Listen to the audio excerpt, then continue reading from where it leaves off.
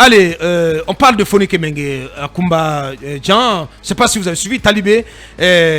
On a vu le désarroi mais total de leur conseil suite à ce pimpon entre les chefs de greffe de la Cour suprême et de la Cour d'appel. Oui, on en parlait ici. Là aussi, Charles White dit donc qu'il va couper la tête au chef de greffe de la Cour d'appel. Oui. Oui, Abakar, parce que là aussi, on en parlait ici. Cette lettre que nous avons lue du chef de greffe de la Cour suprême à destination du chef de greffe de la Cour d'appel, parce que ce qui se passe, en tout cas selon la déclaration des avocats de Foné Kemengue et compagnie, c'est qu'on a déposé le dossier Foné Kemengue et compagnie à la Cour suprême sans que la lettre de pourvoi, justement, figure dans le dit dossier. Donc, conséquence, il n'y a pas de pourvoi et donc depuis ce dépôt a été effectué selon cette déclaration le 25 janvier 2023. Donc depuis le 25 janvier 2023, on attend l'examen d'un pourvoi qui en réalité n'a pas été déposé transmis à la Cour suprême. N'a pas été transmis à la Cour suprême. Et Charles White dit que là aussi c'est le chef de greffe qui aurait au lieu de transmettre donc ce pourvoi en cassation à la Cour suprême, l'a mis dans un dossier transmis à l'un des présidents d'une des chambres. Donc, pour cette faute, ça rappelle un peu le cas. Charles White annonce déjà qu'il sera suspendu, le chef de greffe de la Cour d'appel. Ce qu'il a dit, lorsque le procureur général a relevé appel contre l'ordonnance de renvoi de Foné Kemengue et compagnie devant le tribunal, il a déposé cette lettre auprès du chef de greffe.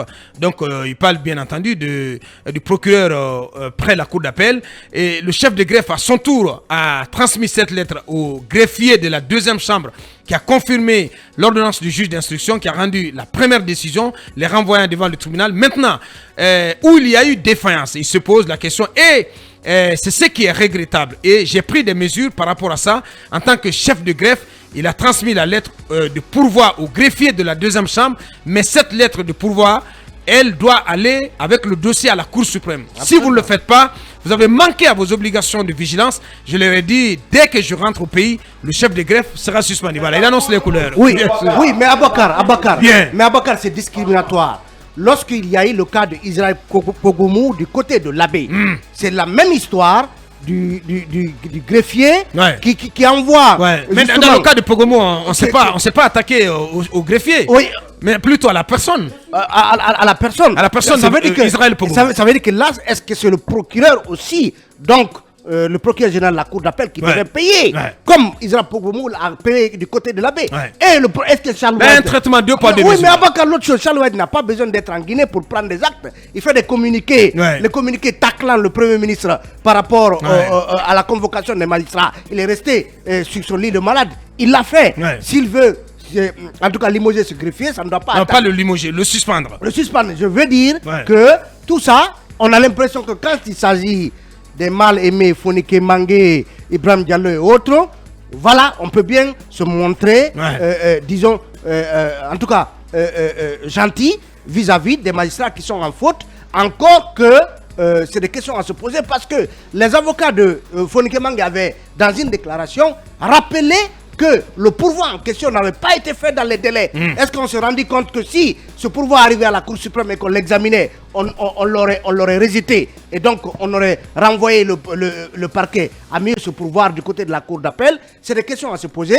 Toujours est-il que c'est une affaire embarrassante. Aujourd'hui, bon sang, libérer Foné Kemengue et autres, qui parce que ça va faire l'avocat rappelle 10 mois le lundi qui sont en prison sans jugement. Dans la déclaration, ils disent que cette malencontreuse situation a perduré pendant près de 65 jours alors que nos clients sont privés de leur liberté. C'est-à-dire depuis l'annonce de ce pourvoi jusque maintenant, on en est à 65 jours qu'ils ont passé inutilement comme ça en prison. Bien, Akumba. C'est injuste.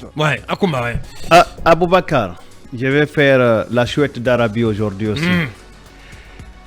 Monsieur Charles White, monsieur le ministre, si vous suspendez le greffier à ce stade-là et sous réserve d'une enquête complémentaire sur la situation, vous aurez suspendu un innocent.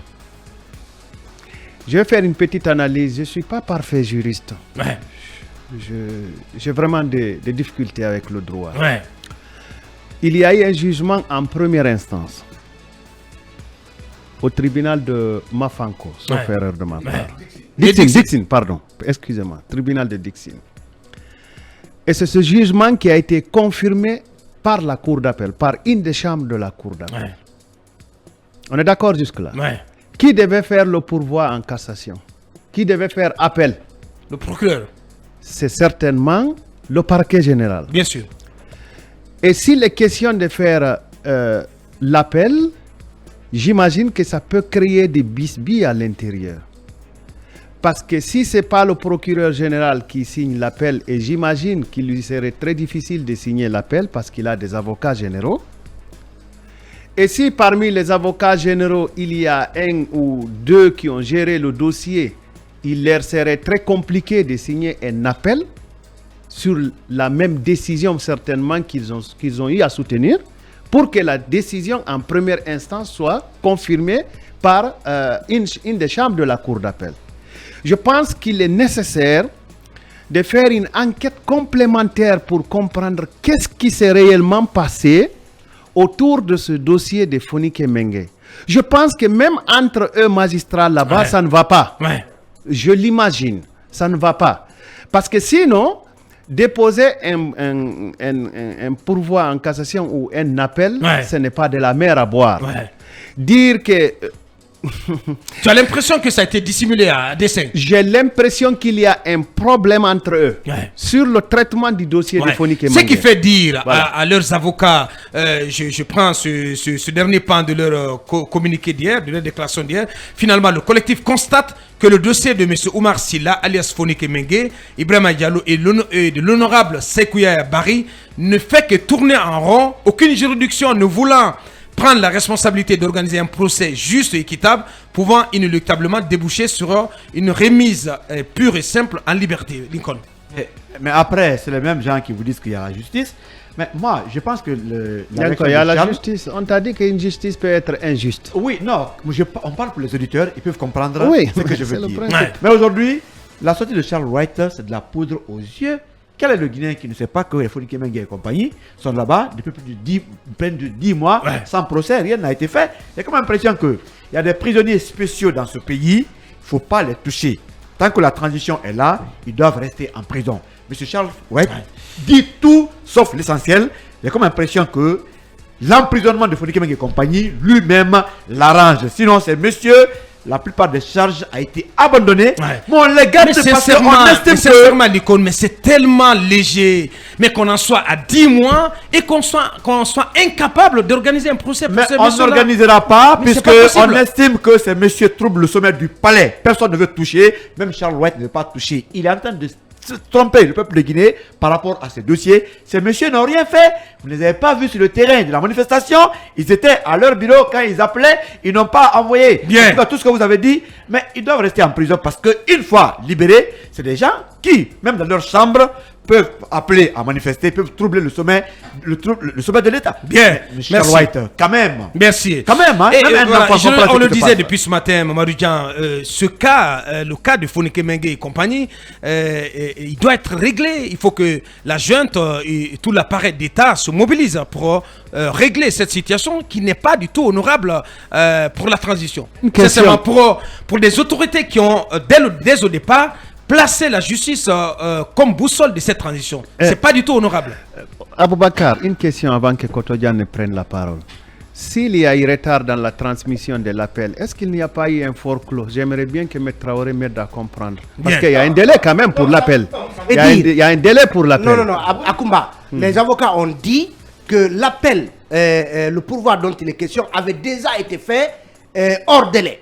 Donc, ça veut dire qu'il y a fort donc 65 jours après, on ne peut même pas parler d'ordre délai. Ça veut dire qu'il n'y a pas pourvoi.